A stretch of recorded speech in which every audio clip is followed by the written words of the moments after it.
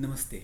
X Twitter CEO Jack Dorsey ने recently एक interview दिया जिसमें यह कहा कि इंडियन गवर्नमेंट ने 2020-21 के फार्मर्स प्रोटेस्ट के दौरान ट्विटर को बंद करने की धमकी दी और इंडिया बेस्ड एम्प्लॉयज़ के घरों पर रेड्स करने की भी धमकी दी थी। डोर्सी ने यह भी क्लेम किया कि ट्विटर से कहा गया था कि गवर्नमेंट के क्रिटिकल जर्नलिस्ट को सेंसर कर दिया जाए।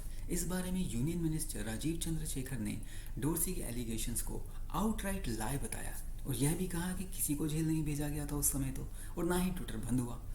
उस इंटरव्यू में डोर्सी ने टर्की और नाइजीरिया के खिलाफ भी ऐसे एलिगेशन लगाए हैं।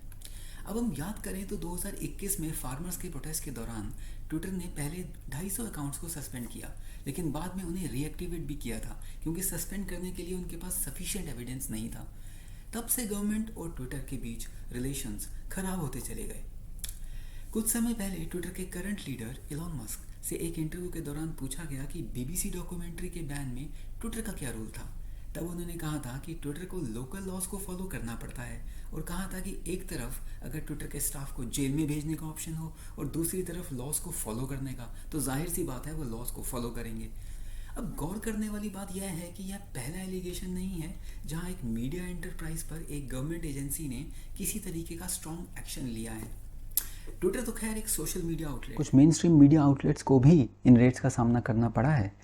इस साल की फरवरी में बीबीसी ऑफिसेज पर टैक्स डिपार्टमेंट ने रेड्स की थी। यह तब हुआ था जब बीबीसी ने प्राइम मिनिस्टर के खिलाफ एक क्रिटिकल डॉक्यूमेंट्री रिलीज़ की थी और पिछले साल 22 जुलाई को इनकम टैक्स डिपार्टमेंट ने दैनिक भास्कर ग्रुप पर छापा मारा था और यह तब हुआ था जब भास्कर न्यूज़पेपर ने पैंडेमिक के संबंध में गवर्नमेंट की मिस हैंडलिंग को लेकर लगातार क्रिटिकल कवरेज की थी।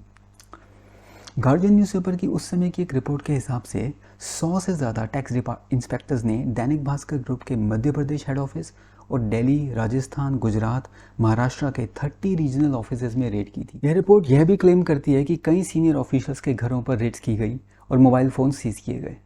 रेड्स के बाद डिपार्टमेंट ने भास्कर ग्रुप के इनकम पर टैक्स ना देने का एलिगेशन लगाया और कहा कि यह अमाउंट पिछले 6 सालों में करीब 700 करोड़ का है। रेड्स के बाद राजस्थान सीएम अशोक गहलोत और वेस्ट बंगाल सीएम ममता बनर्जी समेत कई ऑपोजिशन लीडर्स ने इसको क्रिटिसाइज़ किया था, लेकिन आईएनबी मिनिस्टर अनुराग ठाकुर ने तब यह कहा था कि इस कार्रवाई में गवर्नमेंट का कोई रोल नहीं है।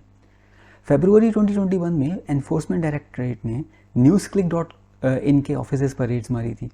इसी तरीके से 2018 में टैक्स ऑफिशियल्स ने द क्विंट के ऑफिसेज पर रेड्स की थी। यह एक और न्यूज़ वेबसाइट है जो गवर्नमेंट के खिलाफ रिपोर्टिंग करती है। इससे पहले 2017 में सीबीआई ने एनडीटीवी के फाउंडर्स के घर पर रेड्स मारी थी। एलिगेशंस तब ये थे कि कंपनी ने कई करोड़ का बैंक लोन रीपे नहीं किया था। उस समय एनडीटीवी ने कहा था कि लोन को 7 साल पहले ही रीपे कर दिया गया और एनडीटीवी ने दावा किया था कि रेड्स मीडिया को मजल करने का एक प्रयास था।